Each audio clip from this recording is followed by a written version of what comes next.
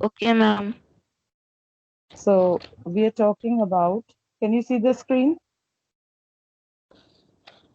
Yes, ma'am. Yes, ma'am. Okay. So we Yes, begin ma'am. early Yes, kingdoms. ma'am.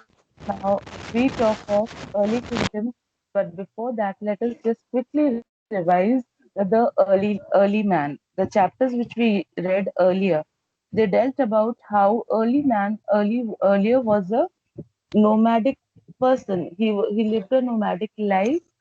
He moved in search of food, water, and shelter.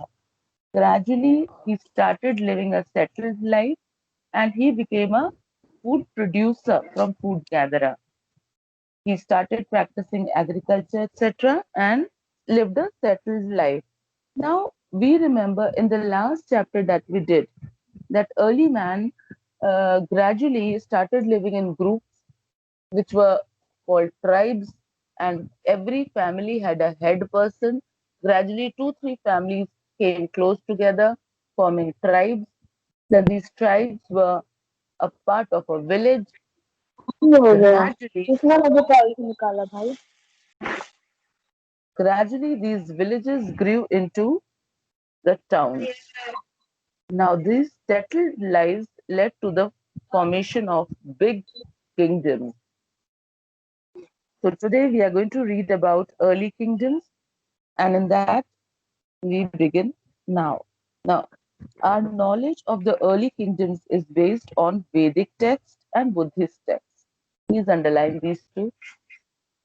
That means anything that we come to know about early kingdoms, it is through the Vedic text. There's one disobedient child who has put the mic on. बच्चे जरा उस बच्चे का नाम देख लो and keep a track. Otherwise, if you have the guts, please call out that child's name who's being disobedient.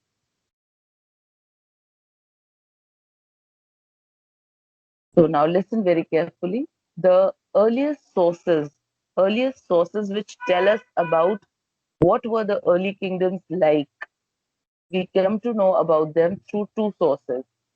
The Vedic texts, that means the four Vedas you remember, the Rig Veda, Yajur Veda, Athar Veda, and Sama Veda.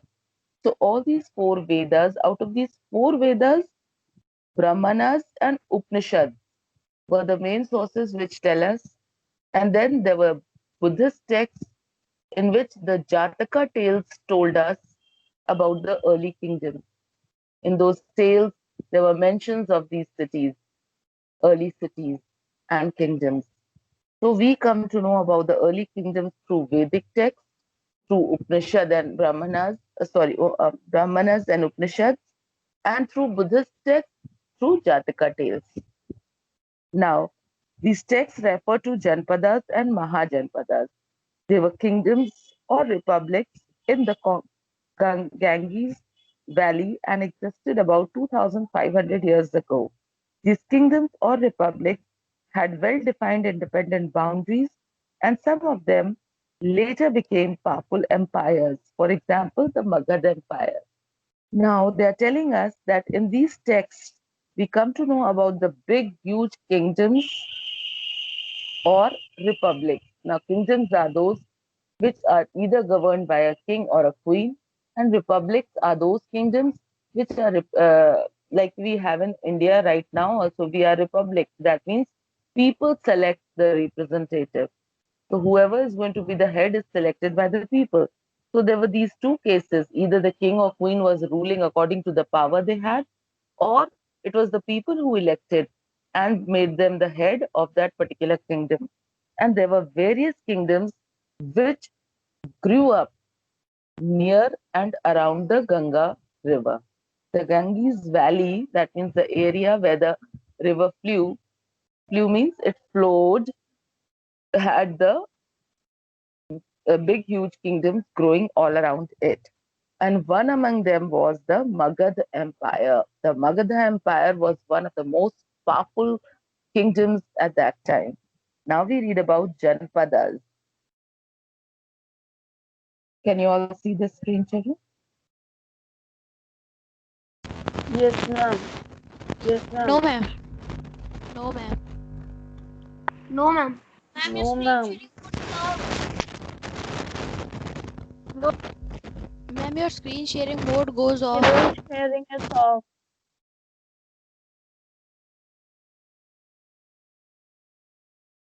The word Janapada. Now, Jana means the people, log, and pada is the foot, pair. So, how it is? What is the meaning? Janapada means the place where the people first set up their foot, or they came, or they started living. So Janapadas were those areas where the tribes had first settled and taken away the kingdom and established their kingdoms. Now these kingdoms increased their territories either through war, लड़ाइयों के द्वारा, expansion and conquest. आपस में expand हो करके अपनी territories को या फिर जीत करके. So these tribes came in close contact with each other and there emerged large kingdoms. Okay. Now, these kingdoms came to be called as Janpadas. Now, Janpadas literally means the land where the Jana or the tribe set its foot and settled down. Each Janpada was named after the ruling clan of each area. So, as I told you, Janpada means the people, the tribe or the clan or the people who first step at that place and settled there was the meaning of the word Janpada. And each Janpada was named after the name of its king or the head. Okay. It is interesting to note that the Rajas were selected in the period. Some of the Rajas in the past were selected by the Sabha. Later on, a change in the selection of Rajas took place. Now, to be recognized as a Raja, the king had to perform the Ashwamedha or horse sacrifice. Gradually, kingship became hereditary. So now they are telling you that in these kingdoms, in these Janpadas and Mahajanpadas, the head was to be known as the Raja, the king in English that we call. So earlier, it was the Raja who took over the kingdom. Now, he was earlier selected by the Sabha. Sabha means the group of learned people who elected and appointed him. Now, later on, the Raja had to prove his power through this word called Ashwamedha. Now, what is Ashwamedha? It was a horse sacrifice. Now, a horse was taken from, say, supposing I'm the Raja of Kingdom A. Now, I'm the king, and just all the kingdoms nearby me, I'll take a horse and set it free and let it roam around in other kingdoms. Now, if Kingdom B thinks that I'm powerful, he will not tie, the king will not tie my horse. It will allow it to graze in its own kingdom. Then, supposing the Raja of, say, Kingdom C thought, no, this will not happen, and he would tie up the horse. In that case, if the horse was tied up, that Raja had a fight with the Raja of the kingdom from which the horse had gone. So in this way, Ashwamedha Yajna was performed. Now it was a horse sacrifice basically, and later on they are telling you that the kingship became hereditary. Hereditary means now the king son would become the king. Clear? So earlier, in the earlier times, the Rajas were the heads and they were appointed by the Sabhas. The Rajas proclaimed their power through Ashwamedha or a horse sacrifice. Gradually, later on, the kingship became hereditary. Hereditary means king and his son after him became the next king. Now, can you see that green dabba here? Let's read it. Archaeologists have excavated many settlements in Janpadas, such as the Purana Kila in Delhi, Hastinapur near Meerut, and Antrangi Kheda near Etah, that is in Uttar Pradesh. They also found out that people lived in huts and kept cattle and other animals. They also grew a variety of crops: rice, wheat, barley, pulses, sugarcane, sesame, and mustard. So now this box tells us that the old sites of the early kingdoms which existed could be seen near Delhi, near Purana Kila, then near Meerut, Hastinapur, then Atrangi Khera in Etah, which is in Uttar Pradesh. These are the 2-3 places they have told you where the early kingdoms grew. Now they also tell us that in these kingdoms, the animals were kept as cattle and a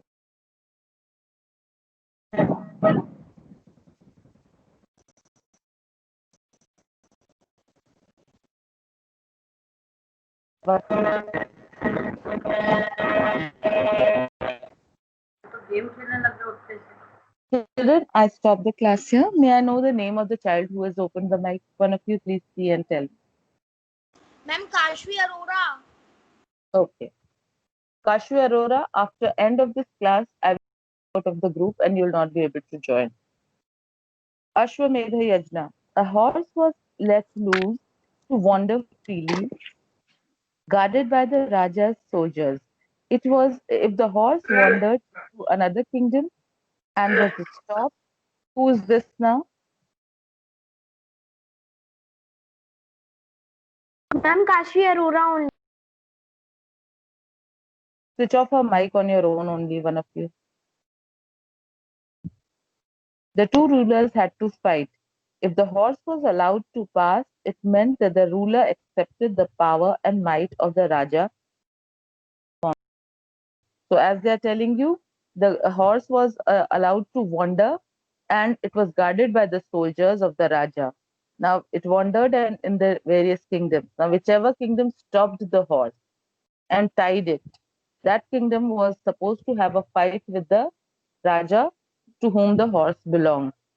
But if the kingdom allowed to pass the horse easily, that means that particular king considered the Raja of the horse as a supreme king. Clear? After the return of the horse, the Raja performed a yajna where all those who accepted his sovereignty were invited. Now, once this whole process was over, once the conquest and territories occupying thing was over, the Ashwamedha Yajna was performed, in which the horse sacrifice was done, and the other kingdoms who accepted the king's sovereignty means power, were allowed to come and they were invited as guests to the powerful king's kingdom. Okay, the horse was sacrificed, the Raja was accepted as supreme, and gifts were given to him by other Rajas and the ordinary people.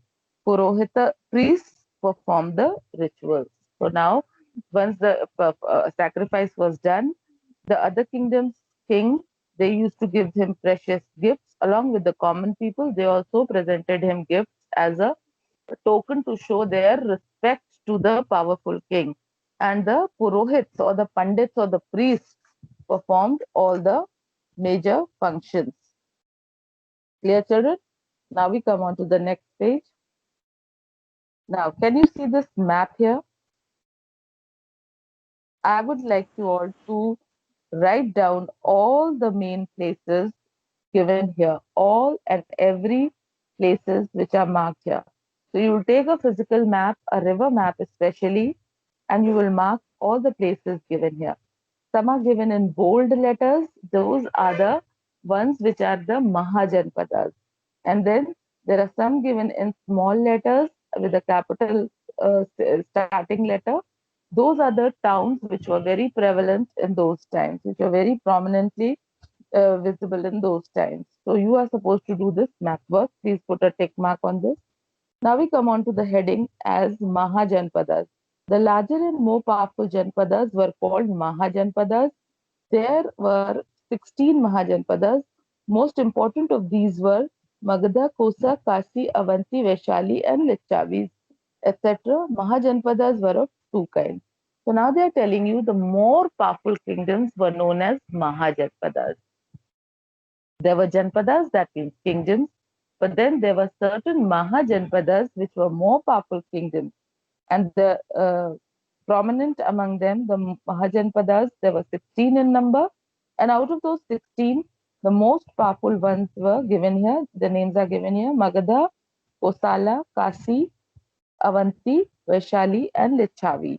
Now, the Mahajanpadas were of two kinds. They were either monarchical or republican. Now, let us see what the monarchical government is or monarchical form of kingdom is. In monarchical form, let's see, the king was the head of his kingdom. He performed Vedic sacrifices. He was very powerful. He had a strong army and many sources of income. Magadha, Vatsa, Avanti, and Kosala were some of the monarchical janpadas. Now, monarchical means that the king or the queen was head of that Mahajanpada, and he was looking after the kingdom. He performed Vedic sacrifices, etc., and had a strong and well built army. And he had people looking after the various affairs. He looked into the income of the kingdom and looked after the people in the kingdom as a father figure. Now, the prominent among the monarchical form of government in the Mahajanpadas is Magadha, Vatsa, Avanti, and Kosala. These are the few examples of Mahajanpadas, clear, which practice monarchical form of government. That means there were some powerful kingdoms which followed monarchical form of government, and other Mahajanpadas, it was the republican form of government. Now, what is republican form of government? Let us see.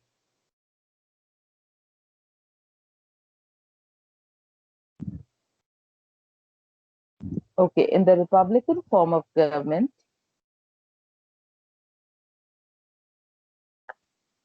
there were no kings. It was ruled by a group of people elected by the common people. Decisions were taken by a simple majority, and the system worked democratically. The Sakyas and the Lichavis were important Republican Janpadas. So now they are talking of the Republican form of government where no particular king was ruling. It was only the people who elected a representative. There were common people who elected and they said, okay, we think that this particular person is capable, and they appointed him to look after the affairs of the kingdom. And the kingdom worked in accordance with the common people's choices. That means the wise people, along with the king or one head, they took all the decisions regarding the kingdom. Now, they have given you examples of the two places, two Mahajanpadas, which practiced the republican form of government. So, underline Sakyas and underline Lichavis. Clear? These were the ones who practiced the republican form of government. Now, coming on to, did you know? The Mahajanpadas, most of them were fortified. Huge walls of wood, brick, or stone were built around them. Forts were built for protection against attack by enemies. Then, second, to display their might, power, and wealth of the rulers. Then, third, to make it easy for the king to control the people inside the fortified area. Think of the enormous labor cost and planning required to build these forts. So now they are telling you. Now, Mahajanpadas were basically fortified lands, big, huge kingdoms which were uh, bordered by the boundaries made by walls made of wood, bricks, and stones. Ma'am, Now, ma'am, someone remove me from the call. Ma'am, this ma'am, we have to copy it in copy or in book.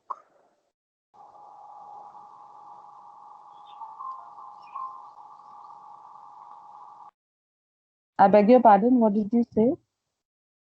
Ma'am, we have to do this map in copy or in book. Oh, good, good. I was explaining the chapter और तुम अभी सो के जग गए हो लगता है, and you are asking in between. You could have waited till I finish this. I always end up 5 minutes before and I then talk to you all regarding what is to be done. Every day I'm sending a work as a homework. Are you not checking eCare?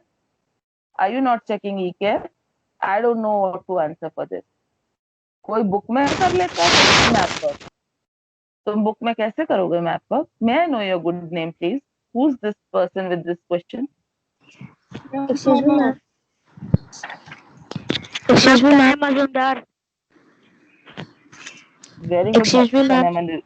Yes, yes.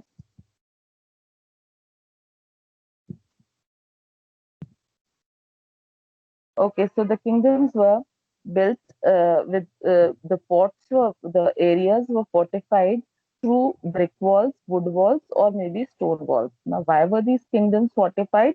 Firstly, to protect them against the attack of the other enemies, so that the other enemies could not attack them. Secondly, these forts and these walls described and showed the wealth and power of the king.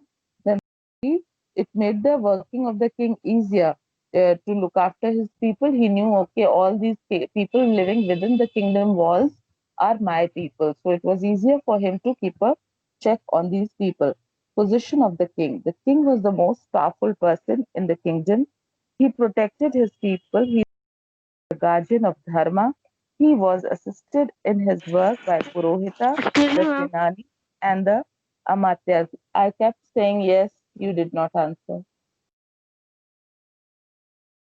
Excuse me, ma'am. बोलो हाँ बोलो Ma'am, what excuse is the me. meaning of fortified? Fortified means किसी भी fort को किला बंदी करना, किले को दीवारें बनाना is called fortified. Okay. Okay, ma'am. Any Okay, kingdom ma'am. has a fort. That means it is protected on all four sides by the big walls. It's called fortification. Okay. Okay, ma'am. So now the position of the king tells us that he was a supreme person. He was all in all powerful, and he was helped by various people in the kingdom. And the major ones among them were the Purohitas, the Senanis, and the Amatyas. These people helped king in performing any duty of theirs. Now, the king was the guardian of dharma. That means he was the one who worked on the right principles. Now, dharma had nothing to do with religion. Dharma meant at that time to do the right thing. That was the dharma. So now they have given you three jotters telling you about the Purohita. He acted as the chief priest and king's advisor. So now the Purohita was the one who gave advice to the king. Then Senani, he looked after the military sources and military matters. Anything in the army was looked after by the Senani. Then the third was the Amatya. These Amatyas looked after the administration, judiciary, and revenue collection. That means they looked after the revenue department of the kingdom. Now, the taxes collected by the king were spent on maintaining his army and officers. So now, whatever taxes were collected, they were used as to maintain a good army. The soldiers, etc., were paid, and the officers in the army and revenue department were paid through the taxes which they earned. We stop here. Now, listen, children, very carefully. This is called explanation 1, which I am doing just now. Okay? Now, this is your explanation 1, which I have given right now. Immediately when the class is over, I'll be sending you explanation 2.